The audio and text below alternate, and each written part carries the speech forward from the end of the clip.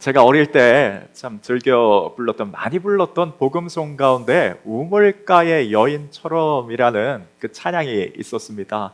아마 신앙생활한 지 오래 지나신 분들은 대부분 다 잘 아시는 찬양일 텐데요. 그 찬양의 그 1절 가사를 보면 그 신약 성경에 복음서에 나오는 내용이 그대로 각색되어져 있어요. 그래서 우물가의 여인처럼 난 구했네 헛되고 헛된 것들을 이라는 가사로 시작되는데, 어렸을 때는 이제 무슨 소리인지도 잘 몰랐지만 이게 멜로디가 좋아서 이렇게 잘 불렀던 찬양이었습니다. 근데 저 같은 경우는 이후에 이제 신학교에 들어가게 되면서 그 우물가의 여인이 구했다, 그 헛된 것을 구했다는 것이 이제 뭔지를 좀 배우게 되었는데, 그 내용이 그렇게 좀 단순하지는 않았습니다. 예수님께서 이제 전도 여행을 이제 어느 날은 이제 쭉 하시다가 그 행로에 좀 몸이 피곤하여서 한 마을로 들어가게 되셨는데, 그 마을이 이제 사마리아 지역에 있는 한 동네로 들어가셨어요. 동네에 들어가셨더니 그 우물가에 마침 한 여인이 우물을 기르고 있었습니다. 성경에 그 여인에 대한 이름이 나와 있지 않았기 때문에 이제 보통 사마리아 여인, 우물가의 여인 이렇게 부릅니다. 예수님께서 그 여인에게 물을 좀 달라고 그렇게 요청을 했더니요, 그 여인의 대답이 아주 차갑게 거절을 했어요. 근데 낯선 사람이 물을 좀 달라고 하니 거절했던 그 이유도 있겠지만, 여인이 예수님을 봤을 때에 당신은 우리와 지역적인 감정의 골이 깊은 유대인으로서 어쩌여 사마리아 여인이 나에게 물을 달라 하냐고 라는 그 말로서 거절을 했던 것입니다. 당시 유대인들은 그 사마리아 사람들을 볼 때 이게 이방 민족과 혼혈이 되어 있어서 하나님 백성으로서의 그 순수성을 잃어버렸다고 천대했습니다. 그래서 이 유대인들의 이 마음이 사마리아 사람들에게 자연스럽게 나타나게 되었고, 그 천대받았던 사마리아의 그 상처 입은 감정이 이 여인의 말로서 그대로 차가운 대답으로서 나타났던 것이었어요. 근데 예수님께서 원했던 것은 그 여인을 통해서 물 한 대접을 원했던 것이 아니라 오히려 반대로 예수님은 그 여인에게 뭔가를 주고 싶었어요. 그 뭘 주고 싶었냐 하면, 한 번 마시면, 지금 우물길을 걷고 있는, 물을 기르고 있는 그 여인에게 한 번 마시면 다시는 목마르지 않는 그런 신비한 무한한 물을 여인에게 주고 싶으셨던 것입니다. 그 여인이 왜 그런 물을 필요로 했고, 또 예수님께서 왜 그 여인에게 그런 물을 주고자 했는지 그 이유가 있었습니다. 당시 이스라엘은 그 로마의 식민지로 살고 있을 때 참 일반적으로 모든 백성들이 다 피폐하게 살 수밖에 없었습니다. 소수의 그 로마와 결탁되어 있는 어떤 정치가들이나 그 외에 로마의 일을 돕는 세리들이나 종교 지도자들, 그 소수의 특별한 계층들은 좀 나았을지 잘 살았을지 모르겠지만, 그것도 유대인도 아니고 유대인들의 같은 민족에게 천대를 받는 사마리아 지역의 사람, 그것도 당시의 인구의 숫자에도 들어가지 못했던 여인의 삶이란 정말 힘들 수밖에 없었습니다. 그런 여인들이 그나마 그 삶에 조금 더 나은 삶을 살 수 있는 방법이 있다면 경제력 있는 남자와, 좋은 남자와 결혼하는 것이었어요. 근데 문제는 결혼에 한 번 실패한 이후가 문제였습니다. 결혼에 한 번 실패한 그 이후에는 좋은 남자를 만나기는 더더욱 어려웠을 거예요. 그러니 그 이후부터는 누군가가 나를 부양해 줄 수 있는 사람이라면, 이미 다른 여인의 남편이든 가정이 있는 남자건 누구건 상관없이 나를 부양해 줄 수 있는 사람이란 붙잡아야 될 상황이었습니다. 그리고 그렇게 생활을 하다가, 불륜관계 생활을 하다가 그 남자가 다시 본처에게로 돌아가거나 또 나를 떠났을 때에는 또 다른 남자를 찾아야 되는 것이 그 당시의 여인의 삶이었어요. 근데 우물가의 그 여인은, 예수님께서 물을 좀 달라고 했던 그 여인은 그 과정을 5번이나 반복했습니다. 5번이나 결혼을 했으며, 지금 살고 있는 그 남자도 다른 여인의 남편이었어요. 그러니 불륜관계에 있는 그 상황 속에 여인은 살고 있었습니다. 안 그래도 좀 비참했던 삶이었는데, 이제는 동네 사람들의 좀 손가락질까지 당해야 되는 그런 상황이었어요. 그래서 그 여인이 일반적으로는 그 정오의 땡볕에 물을 기르러 사람들은 나오지 않을 그 시간에, 아무도 마주치지 않을 시간에 정오 땡볕을 맞으면서 우물가에 와서 물을 혼자 기르고 있던 그런 때였어요. 그때 예수님께서 찾아오셔서 나에게 좀 물을 달라고 하더니 이후에는 내가 다시는 한 번 마시면 목마르지 않을 물을, 무한한 물을 내게 주겠다라는 것이었어요. 그 여인이 그 말을 듣자마자 예 선생님, 저에게 그 물이 있으면 참 좋겠습니다. 그런 물만 있다면 저는 다시 이 우물에 물을 기르러 나오지 않아도 되겠습니다. 그 말은 자신의 삶이, 그 여인이 그 스스로에게도 부끄러움이 되어서 사람들을 마주치기 싫다는 것이었어요. 자신의 부끄러운 죄에 대해서 그걸 감추고 싶다는 것이었습니다. 자, 이제는 예수님께서 내가 너에게 물을 주겠다. 그 여인은 네, 감사합니다 선생님, 저에게 그 물이 필요합니다 했어요. 그럼 예수님께서 그 이후에 그 신비한 물을 기적을 통해서든 어떻게든 그 여인에게 주시면 됐습니다. 근데 예수님께서 그 여인에게 그 물을 준 것이 아니라 갑자기 하셨던 말이 참 뜬금없는 말이었는데, 가서 네 남편을 데려오라는 것이었어요. 예수님께서 갑자기 그 여인에게 그 말을 했던 것은, 여인이여, 너는 지금 내 삶의 부끄러움을 감추기 위해서, 내 삶의 문제를 해결해 보고자, 내 삶의 문제가 된 것은, 부족한 것은 지금 물이 없는 것이고 이 물을 기르러 나오는 이 상황 자체가 너는 문제라고 생각하지만, 너에게 있어서 아무리 많은 물이 있더라도 누군가의 이목을 피해서 숨어 다녀야 하는 이 부끄러운 삶을 청산하지 않고서는 내 삶의 갈증은 해결될 수 없다는 것이었어요. 그래서 여인이여, 이제는 너의 그 부끄러운 삶을, 눈을 피해서 숨어 다니면서 생활했던 그 부끄러운 삶을 이제는 청산하거라 하는 그 의미에서 가서 네 남편을 좀 데려오라고 했던 것이었습니다. 이 여인이 이 말을 듣고 나서 당신이 뭔데 나에게 그런 말을 하냐고 그렇게 대답하지 않았습니다. 그 여인이 자신의 죄에 대해서 자각하고 고백하는 그 말로서 예수님께 했던 말이, 선생님, 나는 남편이 없다는 말이었습니다. 이전에도 그 여인은 어떻게 보면 죄 가운데에 살고 있었고, 이후에도 그냥 그렇게 죄 가운데 부끄러운 삶을 살 수밖에 없었지만, 예수님을 만난 그 이후에 자신의 죄에 대해서 깨닫고 자각하게 되었고 그 삶을 청산하는 그런 은혜를 경험하게 됐습니다. 그래서 그 여인이 이후에는 마을로 들어가서 내가 메시아를, 내가 구원자를 만났다라고 하면서 오히려 숨어 지냈던 여인이 아니라 사람들에게 이야기할 수 있는, 말할 수 있는, 다가갈 수 있는 그 삶으로 바뀌게 되었어요.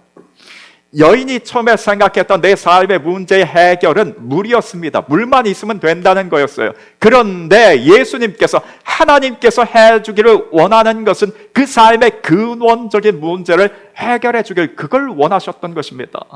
우리의 삶 가운데 그럴 수 있습니다. 내가 삶을, 내 당장 눈앞에 뭔가 있는 그 어려움, 그게 해결되는 것이 그게 내 삶의 가장 급선무라고 사람은 생각해요. 그런데 하나님께서 보실 때는 그것이 아니라 항상 근원적인 문제를 해결해 주길 원하십니다. 오늘 사도행전 3장 우리가 읽었던 그 말씀에도 그저 눈에 겉으로 보이는 그 문제가 아니라 하나님께서 그 인생의 근원적인 문제를 해결해 주신, 해결받은 그 사람이 등장합니다. 한 사람이 예루살렘 성전을 향해서 올라가고 있습니다. 그런데 그 스스로 혼자의 몸으로는 올라갈 수가 없어서 사람들의 도움을 받아서 예루살렘 성전으로 올라가고 있어요. 그 사람은 태어날 때부터 걸을 수 없었던 하반신 장애자였습니다.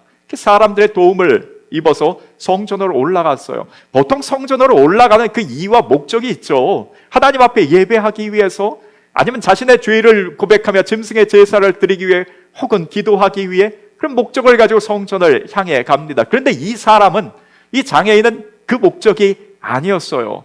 돈을 구걸하기 위해서 그 예루살렘 성전으로 들어가는 여러 개의 문 중에 미문이라는, 아름다운 문이라는 별명이 가지고 있는 그 미문 앞에 구걸하기 위해서 갔습니다. 그 요세푸스라는 그 역사가의 기록에 보면 헤롯이 그 예루살렘 성전을 그 재건하는 중에 그 미문이라는 아름다운 문을 그 노스로 지었다라고 해요. 꾸몄다라고 해요. 그래서 햇살이 들어오면 거기에 쫙 반사돼서 그게 아름답게 비춰지는 것. 그래서 그 문을 미문이라고 했고, 많은 사람들이 그 아름다운 문을 통해서 드나들기 때문에 이 구걸하기 아주 좋은 길목이었습니다. 그 사람은 날마다 그곳에서 구걸하기 위해 성전을 올라왔던 것이었어요. 이 사람이 좀 불쌍한 것은 이후에 보면 이 사람의 나이가 40세였습니다.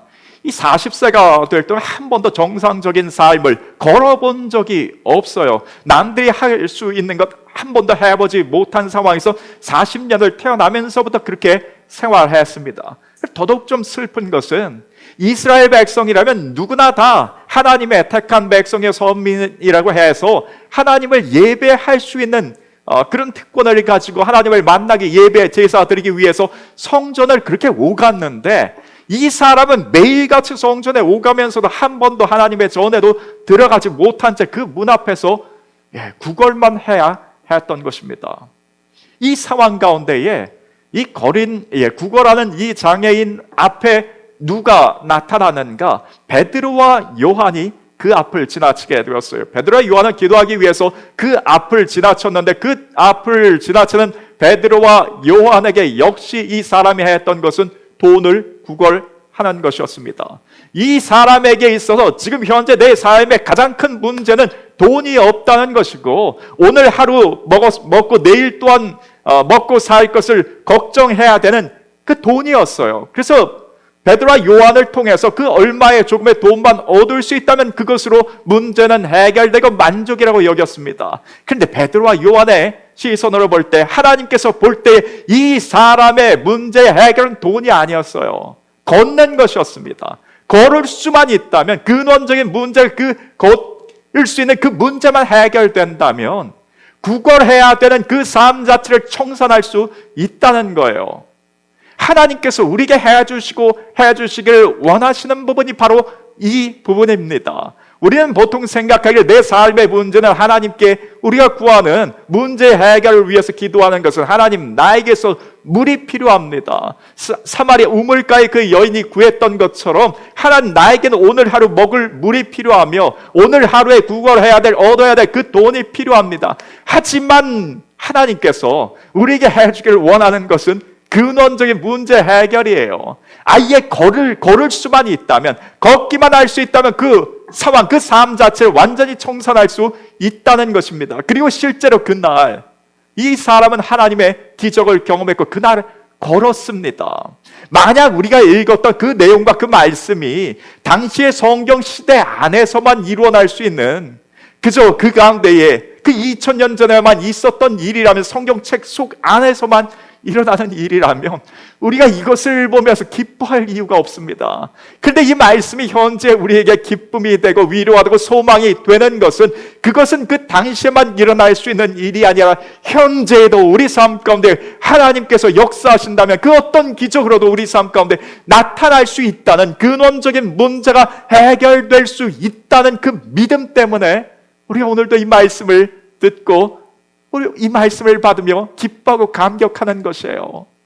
당시에 그날의 기적이 베드로와 요한을 통해서만 일어나는 일이라면 우리는 역시 기뻐할 수 없습니다. 베드로와 요한은 이미 2000년 전에 죽어버린 사람이에요. 그 사람들이, 그 두 사람의 능력을, 그 일들이 일어났다면 역시 우리는 기뻐할 수 없습니다. 근데 그날의 기적은 이 두 사람의 능력을 통해서 된 것이 아니라 하나님의 능력이었어요. 하나님의 기적이었습니다. 그 하나님은 과거에 돌아가신 분이 아니라 현재도 우리와 함께 살아 계시기에 우리의 삶에는 그런 기적을 우리가 기대할 수 있다는 거예요. 이 기대감을 가지고 오늘 이 말씀을 통하여서 하나님께서 어떠한 상황 가운데 어떤 사람들을 통해서 그와 같은 기적을 베푸셨고 누가 그 기적을 경험했는지를 한번 오늘 살펴보면서요, 우리도 하나님을 통하여서 그 삶의 근원적인 문제들이 해결된 그 역사를 우리도 경험하기를 원합니다. 하나님은 어떤 상황 가운데 어떻게 해서 근원적인 문제를 해결해 주시는가? 사람을 통해서 역사하셨습니다. 하나님은 항상 사람을 통해서 역사하십니다. 이전에 온천하 만물이 만들어지기 그 이전에는 하나님은 성삼위 하나님만, 성부, 성자, 성령 하나님만 역사하셨고 일하셨습니다. 그런데 온천하 만물을 창조하시고 사람이 창조된 그 이후에는 누구를 통해서 일했는가? 자신의 형상을 닮은 사람들을 통해서 이 땅을 다스리게 했습니다.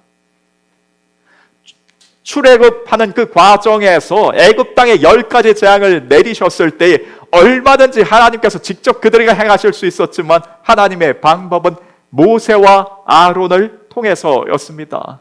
모세가 지팡이로 나일강을 쳤을 때 나일강이 핏물로 변하였어요. 그 지팡이를 모세가 티끌을 쳤을 때 그것이 애굽 땅의 재앙이 되었고요. 그 홍해바다 앞에서도 모세가 하나님을 향하여 산하를 향하여 지팡이를 들 때 그제야 바다가 갈라지게 하셨습니다. 그 이스라엘 백성들이 이후에 가나안 땅에 들어가려고 한 그 첫 관문에서 그 여리고 성이 무너질 때에도 여호수아와 함께 모든 이스라엘 백성들이 그 땅을 그 성을 7번 7일 동안 돌면서 그때에 하나님께서 그 땅을 무너지게 하셨습니다. 바알과 아세라를 숭배하는 그 사람들을 멸할 때도 누구를 통해서인가? 엘리야를 통해서였어요. 사람을 통해서 역사하셨습니다. 그게 현재 하나님께서 우리의 삶 가운데 어떤 당신의 역사와 능력과 기적을 베푸시고 문제의 근원을 해결해 주시는 방법인데 늘 사람을 통해서 역사하십니다. 그런데 어떤 사람을 통해서 하나님께서 역사하시는가? 하나님의 통로가 되고 하나님의 손길이 능력이 나타나게 하는 그 사람들의 오늘 말씀을 보니까 좀 특징이 있더라고요.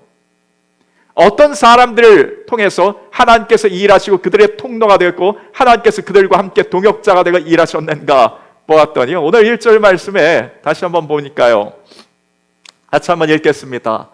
제9시 기도 시간에 베드로와 요한이 성전에 올라갈세라고 했습니다. 제9시는 유대인의 그 시간 개념이고요. 현재 시간으로 계산하자면 오후 3시 정도 됩니다. 제9시 기도 시간이라는 것은 유대인들이 하루에 3번 하나님을 향해서 기도하는 그 시간 가운데의 하나였어요. 곧 베드로와 요한은 어떤 삶을 지금 살았던 사람인가? 하나님 앞에 매일 하나님 앞에 정기적인 기도 시간을 가지고 있던 사람이었어요. 베드로와 요한이 그 당시의 삶이 뭔가 시간이 좀 남고 여유가 있던 사람들 아니었습니다. 그 바로 앞장 2장을 보니까요. 베드로에 한번 설교하는 그 상황 가운데에 이엘시에 3,000명에 되는 사람들이 회심하기도 했습니다.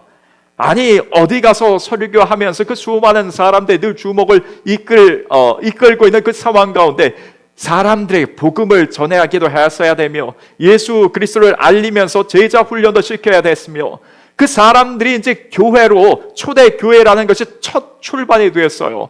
많은 사람들 또 어려운 사람들 구제하는 일도 보통이 아니었습니다. 이전에 한 번도 해보지 못한 일이었어요. 이전에 교회는 없었습니다. 없었던 어마어마한 규모의 단체가 교회가 하루아침에 생겨나 버렸어요. 이게 도대체 어떻게 해야 되는가? 이거 어떻게 운영해야 되는가? 이전에 예수님이 계셨더라면 아유 선생님 이때는 어떻게 하면 될까요? 라고 즉시 가서 물어보면 됐어요. 근데 그 주님도 계시지 않는 상황 가운데 이전에 한 번도 경험해보지 못한 일들이 지금 일어나고 있습니다. 이 상황 가운데 어떻게 해야 되는가? 기도를 통하여서 하나님을 만나는 수밖에는 없었습니다. 이들이 기도했다는 것은 자신의 계획대로 생각대로 그 일들을 진행하는 것이 아니라 하나님의 말씀과 하나님의 뜻을 받아서 하나님의 방법대로 삶을 진행하고 이끌어가며 하나님의 교회를 운영했던 움직였던 일을 하기 위해서 기도했던 것이에요. 우리 기도 생활과 이 베드로와 요한의 기도 생활에 아마 가장 핵심적인 차이는 물론 베드로와 요한처럼 기도하고 계신 분들도 있을 것입니다. 그런데 가장 핵심적인 차이는 무엇인가 하면 우리는 어느 때에 하나님을 더 간절히 찾기를 보통 찾게 되는가? 하나님 앞에 우리 삶에 어려움이 있을 때 하나님을 더 찾거나 기쁨과 감사가 있을 때 하나님을 찾거나 뭔가 일이 있을 때 하나님을 찾기 마련이에요. 그런데 베드로와 요한은 그것과는 상관없이 그들의 일상 가운데 매일의 삶 가운데 하나님을 찾는데 정해진 시간대로 하나님 앞에 규칙적으로 나아갔습니다. 그렇게 기도했다는 것은 내 삶 가운데, 매일의 삶 가운데 하나님의 얼굴을 보며 하나님의 말씀을 듣고 그 말씀대로 그 삶을 계획했다는 것이고 이끌어갔다는 것이고 그 사람들과 하나님께서 역사하시고 동행했다는 것입니다. 그래서 우리의 삶에 그저 습관을 따라서 습관을 쫓아 예수님이 하셨던 것처럼 우리의 삶 가운데서도 그 기도 시간이 베드로와 요한이 했던 제9시 기도 시간이 말하자면 우리의 삶 가운데 정해진 규칙적으로 하나님을 만나는 그 기도 시간이 있는 삶이기를 원합니다. 그게 필요합니다. 모세와 여호수아 다 하나님 앞에 기도했던 사람들이었어요. 엘리야 그 갈멜산에서도 하나님 앞에 기도하고 요청하는 가운데 하나님의 통로가 되었고 도구가 되었고 사용되어졌던 것을 우리가 알고 있습니다. 하나님 앞에 기도하는 것이 우리의 삶 가운데 아무리 바쁜 일이 있더라도 우리 삶이 아무리 분주하더라도 반드시 하나님과의 만나는 시간이 있기를 원합니다. 그래야지만이 그 사람들이 하나님의 파트너가 되어 도구가 돼서 하나님의 능력의 통로로 사용되어질 수 있다는 것입니다. 그 이후에 두 번째 어떤 특징이 있는가 보았더니요, 4절 말씀을 보니까요, 베드로가 요한과 더불어 주목하여 이르되 우리를 보라 하니 라고 했습니다. 베드로와 요한이 그 장애인 앞에 섰습니다. 보통 우리가 어려운 분들, 구걸하고 있는 그 분들 앞에 섰을 때 그분에게 뭔가 말을 시키지는 않습니다. 그냥 내가 가지고 있는 무언가를 좀 주면서 도움을 드릴 수는 있지만 굳이 말을 시키지는 않아요. 근데 베드로와 요한이 가서 우리 좀 주목하여 보라고 말을 걸었습니다. 아니 저분의 입장에, 저 장애인의 입장에서는 야 내가 여기 이러고 있는데 저 베드로와 요한 두 사람이 내 앞에 와서 자기를 좀 보라고 말을 걸었어요. 야 저 사람이 오늘 나에게 뭐 좀 많은 것을 좀 주려나 보다라는 기대감을 가지고 분명히 얼굴을 쳐다봤을 것입니다. 근데 그 이후에 베드로와 요한이 뭐라고 했냐면 6절에 보니까요, 베드로가 이르되 은과 금은 내게 없거니와 라고 합니다. 아니 이 사람들이 이거 무슨 나를 놀리는 것도 아니고 마땅히 돈을 줄 알았는데 은과 금은 없다는 거예요. 근데 이게 이 사람만 당황스러운 것이 아니라 제가 만약 베드로와 요한이었다, 베드로 입장이었다도 당황스러웠을 거예요. 하나님께서 너 가서 저 일을 하라 했는데, 아니 저 앞에 갔을 때는 저 구걸하는 사람이 마땅히 그걸 기대감을 갖고 있는 사람이 있는데 아무것도 없잖아요. 하나님 내가 가서 뭘 할 수 있겠습니까? 저는 저 앞에 갈 수 없어요. 날 쳐다보라고 저 같으면 쳐다보라는 말 못했을 거예요. 그런데 베드로와 요한은 어떤 믿음이 있었는가? 그 사람, 하나님의 역사하심에 저 사람이 원하는 은과 금은 내게 없거니와 하나님께서 그 사람의 근원적인 문제를 해결해 주실 수 있다는 믿음은 있었습니다. 바라보는 그 마음은 있었어요. 그래서 이 두 사람이 그 앞에 하나님의 통로가 돼서 나타났던 것입니다. 만약 그 믿음이 없었더라면, 하나님 내가 뭐가 있어서, 내 은과 금이 돈이 없는데 내가 그 사람 앞에 어떻게 가겠습니까? 라고 반문하면서 하나님의 통로의 역할을 하지 못했을 것입니다. 하나님은 늘 우리 어떤 근원적인 문제 자체를 해결해 주시기를 그걸 원하신다는 것, 우리 염두에 두어야 합니다. 하나님 우리 직장에 저 사람만 없다면, 저 사람 때문에 난 여기 못 다니겠습니다. 하나님 저 사람을 딴 데 보내주시든지 아니면 나를 다른 곳으로 이직시켜 주시든지 둘 중에 하나는 해 주시기를 원한다고 기도할 수 있어요. 그런데 돌아오는 응답은 은과 금은 없거니와 일 수 있습니다.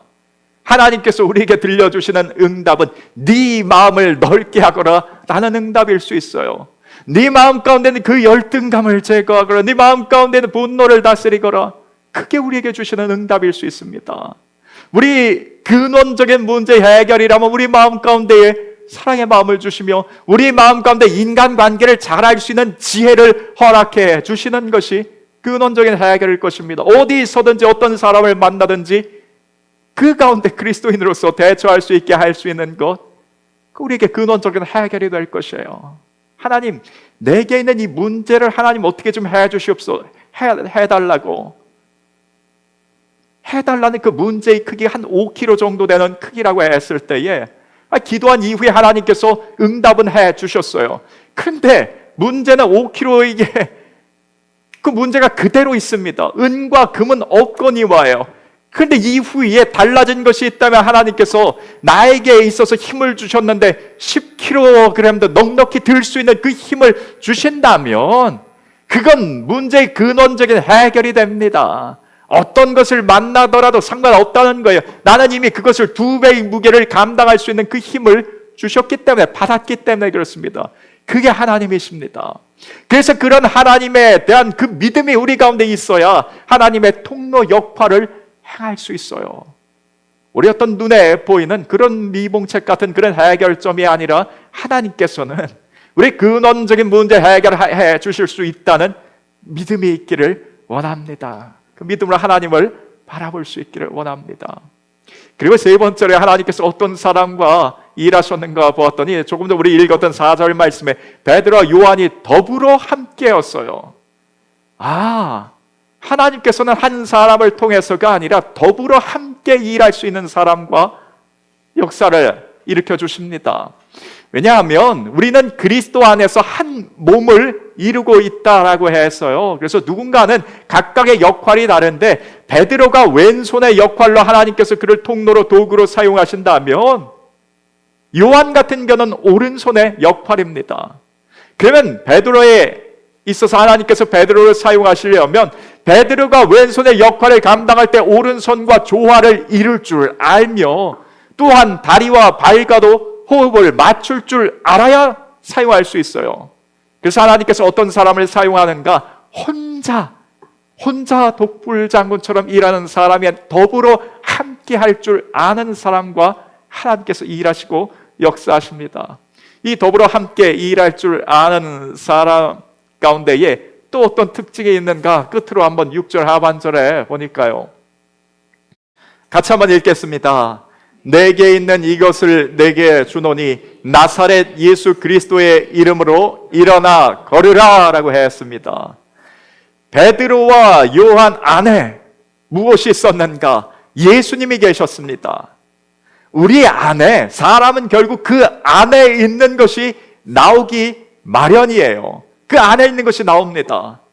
우리 안에 두려움이 있다면 나와 만나는 그 사람에게 내게 있는 것으로 내게 주노니 그런 선포하지 않아도 자연스럽게 내 안에 두려움이 있다면 나와 만나는 모든 사람에게 내가 전달되는 것은, 나를 통해 전달되는 것은 두려움이 전달됩니다.